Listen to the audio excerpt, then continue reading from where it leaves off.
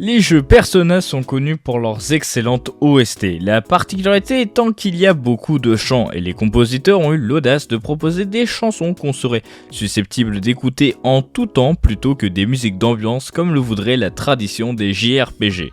C'est le 13 juillet 2006 que Persona 3 est sorti au Japon. Quelques jours à peine après sortira le 19 juillet 2006 la bande originale du jeu, montrant que chez Atlus ils ont confiance en leur musique.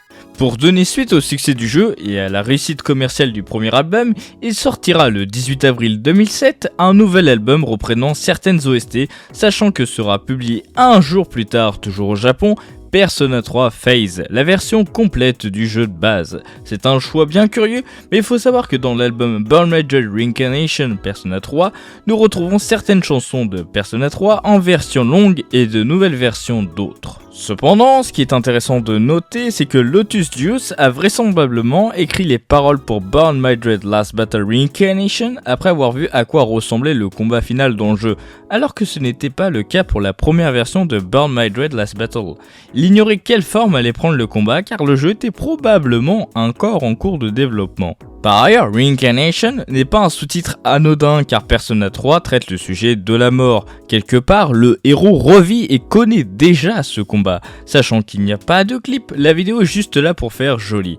Aussi, je rappelle que les analyses sont complètement des interprétations personnelles. Donc parfois, peut-être qu'elles parlent de choses qui étaient vraiment dans les intentions de l'auteur et parfois non. Voire même, souvent, il peut arriver qu'on suranalyse ou sous-analyse certains points. Je tenais à le rappeler car pour cette version de Burn My Dread, c'est vraiment très important. Maintenant que tout est dit, nous pouvons partir sur des basses scènes. On remarque dès le début que la chanson a un parti pris assez différente de la version originale de Burn My Dread Last Battle.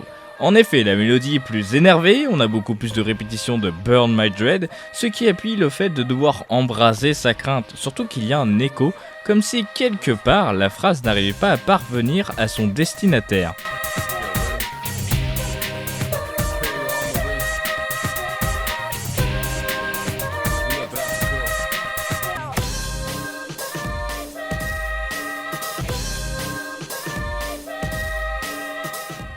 Aussi, si tantôt j'ai dit que cette version pouvait être plus proche du jeu car le parolier et chanteur savait à quoi ressemblait le combat, en réalité ce n'est pas du tout le cas. Il faut plus voir la version Reincarnation comme une emphase de la violence du moment.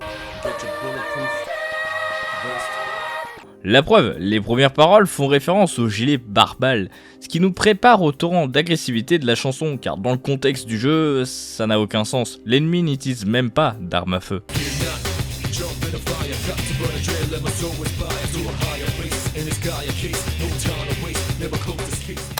Ensuite, dans la première version, cela ouvre sur la fatalité, alors qu'ici le héros se lance directement dans le feu de l'action. Ce n'est pas seulement la crainte personnelle qui est embrasée, mais carrément le principe de la peur elle-même. Probablement car le danger est encore plus grand, ou du moins ressenti comme encore plus menaçant. D'ailleurs, le protagoniste se place au rang d'un divin et pas n'importe qui, Gaïa, la déesse mère, ce qui renvoie à la maternité et donc naturellement la vie qui s'oppose à la mort. Si on creuse, on peut aussi dire que le héros se bat avec des personnages normalement et on avait vu que l'origine de ça découlait des archétypes, principe décrit par Carl Jung. Par conséquent, on peut quasiment placer l'archétype au-dessus de la persona, ce qui donne une hauteur supplémentaire au combat. Après, pour ce qui est de la traduction, c'est délicat. En effet, case, ça peut faire référence à une affaire, une situation ou une boîte. La dernière interprétation semble aller avec cette phrase, mais une boîte de Gaïa, ça veut rien dire. Pour moi, c'est une allusion au fait que le héros ne doit pas laisser partir son pouvoir divin. Rappelons que dans le jeu original, le protagoniste rejoint War devient la mort avec les allusions au No Man's Land et se repose sur ses liens. Mais ici, il se repose sur lui-même et fait mention à sa vitalité. Il n'a pas de temps à perdre. Toutefois, le plan supérieur pourrait être aussi une allusion à l'au-delà et le fait qu'il doit maintenir son pouvoir rappelle l'idée que même si Makoto meurt, dans Phase, on apprend que son enveloppe charnelle sert de sceau et qu'il ne doit pas disparaître. Mais dans tous les cas, on a une référence claire à l'éternité ici. Bref, ce premier couplet oppose deux puissantes entités et concrétise globalement une confrontation entre deux idéologies. Poursuivons.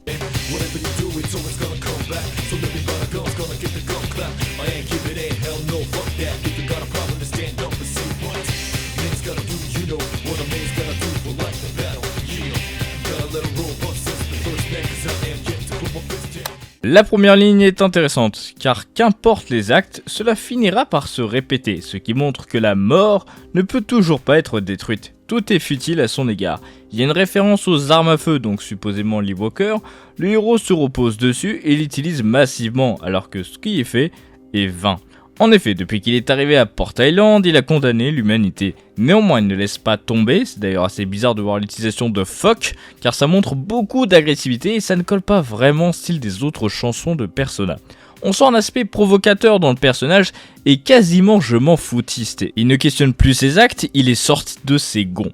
Tout ce passage fait référence à l'acharnement du héros dans son combat contre le Nyx de façon globale, d'où la référence à Lee Walker, car c'est la manifestation de la peur de mourir. Toutefois, faire les mêmes actes en boucle alors que c'est inutile, cela peut aussi s'apparenter à un début de folie. Le héros se bat pour lui-même car c'est un devoir envers la vie. On retrouve l'idée d'un personnage qui devient impitoyable et qui est animé par quelque chose de plus primaire, voire quasiment bestial à ce stade, l'envie de survivre. La chanson est aussi plus familière et singulière, on l'a vu avec l'utilisation de fuck, et là par la façon dont sont structurées les phrases, cela parle notamment d'un devoir masculin, ce qui renvoie à cet archétype populaire de l'homme protecteur. Ici, il y a une mention aux liens qui rendent le protagoniste plus fort, mais il parle de sa première rencontre avec la mort, ce qui rappelle l'époque où il était métaphoriquement enchaîné au dieu de la peur. Cependant, il a cette force car il a décidé de se battre et n'a jamais lâché prise là où les autres pouvaient abandonner. Aussi, nouvelle difficulté pour l'analyse, les interlocuteurs de la chanson. En effet, dans la première version, Lotus Dieu semblait incarner à la fois les pensées de Makoto et en même temps quasiment un personnage à part entière omniscient. Là on retrouve ça, mais le chanteur n'a plus de point de vue supérieur, il est au même rang que le lycéen et semble à la fois l'encourager, mais aussi le taunter un brin. Continuons.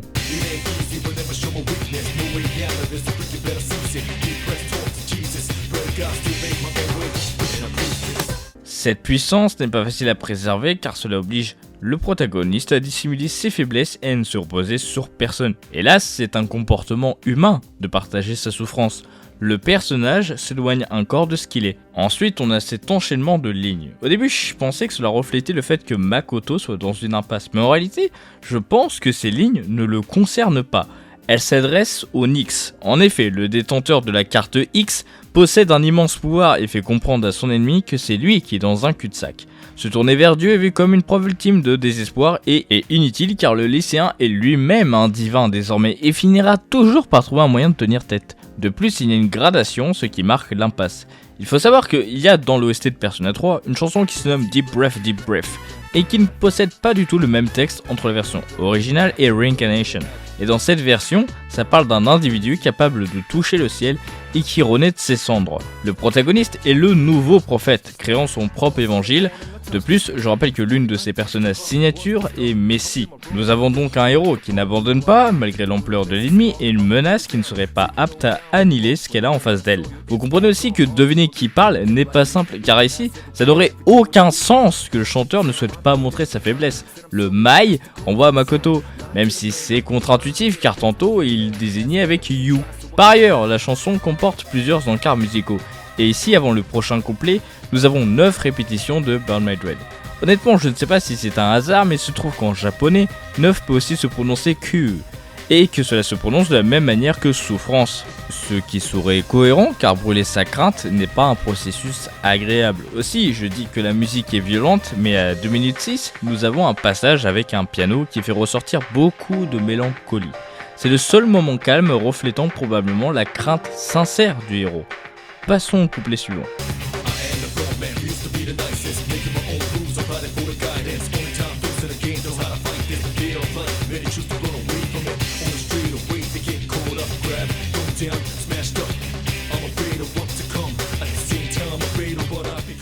Cette ligne fait clairement référence à l'utilisateur de Orphée, même si on retrouve un peu ce côté vantard de tout à l'heure. C'est pour ça que depuis le début je parle de protagoniste, car je pense que la chanson est toujours liée à lui. Il a un rôle de leader et pour faire monter les rangs sociaux, il se montre toujours particulièrement aimable et s'adapte même. Le fait qu'il crée ses propres règles rappelle qu'il utilise plusieurs personnages, contrairement aux autres, qui manipulent les liens en fonction de ses réponses, et bien évidemment, il a l'arcane de l'univers qui permet de moduler le monde.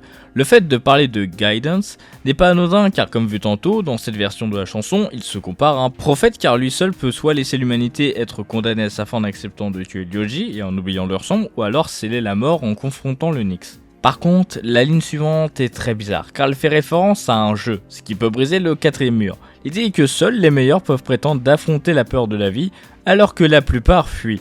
Dans l'épisode d'Aegis, ou The Answer à l'époque de Persona 5, on apprend que les actes du Seas ont un impact particulièrement léger sur le monde en réalité, car au fond, la plupart des humains souhaitent mourir pour se délivrer de la difficulté de vivre et cela se manifeste par la présence de Ereb, qui veut délivrer le Nyx pour permettre cette finalité d'arriver. Je rappelle aussi que dans la légende grecque, cet être provient du vide, d'où ma référence à la peur du vide dans mon analyse sur Burn My Dread Last Battle.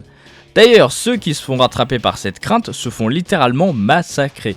Et ici le protagoniste est effrayé à l'idée de subir le même destin. C'est intéressant car c'est un prolongement de l'opening Burn My Dread, où on parlait d'un dieu de la peur qui enchaînait ses proies. Toutefois, même si le lycéen est au-dessus de ça, il est aussi effrayé parce qu'il est devenu. Et là, ça devient encore plus compliqué. On voit que la chanson n'est pas une réinterprétation, elle est plus abstraite et semble s'éloigner du cadre du jeu Persona 3. Elle se concentre davantage sur les émotions, donc quand le héros redoute ce qu'il est devenu, il parle du fait qu'il est devenu impitoyable, voire carrément un monstre. Contrairement à la première version, on n'a pas de référence au 6 vraiment, on a un protagoniste qui est ferme, qui a abandonné sa gentillesse et quelque part son humanité. Il a peur de devenir ce qu'il craint le plus, la mort, un être empli d'indifférence, tout l'opposé de la vie. De plus, dans Persona 3, Tayaka s'identifie comme un prophète et on voit que c'est un être malsain, donc ce statut ne donne pas vraiment envie.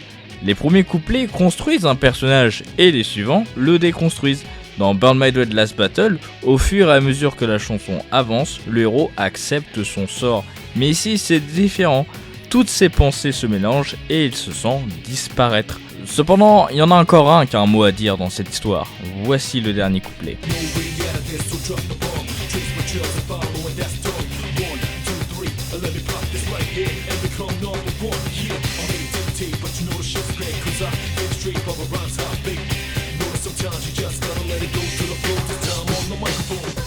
No Way Out of This renvoyait tantôt à la fatalité, mais si il renvoie un signe de force, c'est le moment de tout donner, de tout exploser. Ce qui est curieux, c'est l'utilisation de Mai. Quelqu'un s'adresse à Makoto.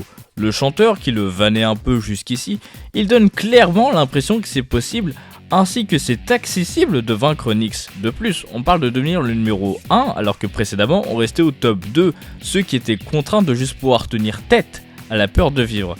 Cependant, tout cela ce sont que des paroles en l'air en vérité. Le héros est dans la plus grande des merdes si j'ose dire. Il a beau avoir les convictions, il ne peut pas confronter et remarquer que le chanteur s'adresse personnellement au protagoniste, mais surtout aux joueurs en brisant le quatrième mur. Son Rimpt ne peut plus suivre. C'est à Makoto de poursuivre seul puis écrire sa chanson.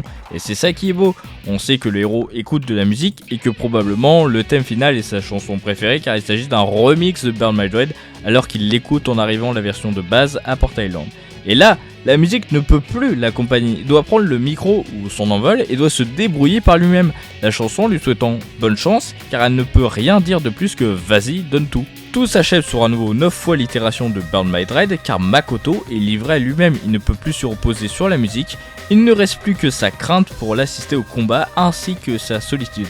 Et ça, c'est la véritable peur qu'éprouve l'héros. Il n'est pas en dessous de la mort ou au-dessus, il est tout pile à son niveau. Ainsi, il est coincé pour l'éternité entre la vie et l'au-delà. Au moment où s'arrête la chanson, avec tous les éléments qu'on a, on peut juste dire qu'à ce stade-là, le protagoniste est juste une âme errante. Pour conclure, il faut rappeler que cette chanson a été écrite avant Persona 3 Phase, avant Persona 3 Portable et avant Persona 3 Reload. Donc Lotus Juice n'avait pas les mêmes idées en tête. Si Burn My Dread Last Battle parle d'un héros qui sacrifie tout et qui possède un immense pouvoir, et que Burn My Dread Last Battle Reload parle d'une personne qui s'autorise tout Grâce à son nouveau pouvoir, elle veut sauver l'humanité et lui rendre ce qu'elle lui a donné cette dernière, à savoir découvrir la joie de vivre. Pour la version Incarnation, on a quelque chose de beaucoup moins positif. Le héros est fort, mais il ne peut pas surmonter la situation, semblant être coincé dans un cercle infernal. La chanson est aussi beaucoup plus humaine, car là où les versions originales sont quasiment prophétiques, voire omniscientes dans leur texte, ici la chanson semble s'écrire sur le moment, avant de tomber à court de paroles, ce qui explique probablement pourquoi elle dure 5 minutes, ainsi que les longs moments de pause. Personne ne connaît l'issue de cette chanson, si ce n'est le héros lui-même ou le Nyx qui devient quasiment un élément secondaire dans cette version. La crainte est l'élément central, ça génère un ressenti fascinant. Une alternative où Makoto serait seul, c'est pour ça que j'ai toujours du mal à lier directement cette chanson à Persona 3. En même temps, si on se fie au titre de l'album, ce n'est pas étonnant. Si on part du principe que nous sommes face à un Makoto ressuscité, voire réincarné, et qu'il revit son combat final, ce dernier n'a plus de sens à ses yeux, car ce qui fait la valeur de la vie, c'est qu'elle est unique, d'où notre besoin de la préserver. Mais en s'affranchissant de ça, quelle valeur a la vie? Aucune, car si on se plante, il suffit de recommencer, mais alors il n'y a plus de début et de fin. La vie perd donc tout son sens. N'est-ce pas là une chose encore plus effrayante que la mort? Je dois avouer que je l'ignore moi-même. Je vais donc vous laisser méditer sur cette question, en vous remerciant pour votre visionnage. Peut-être que ce soir vous aurez une nuit blanche à cause de moi, car vous n'allez pas pouvoir vous empêcher de réfléchir. Mais je vous propose quand même de vous abonner. Sur ce, à la prochaine!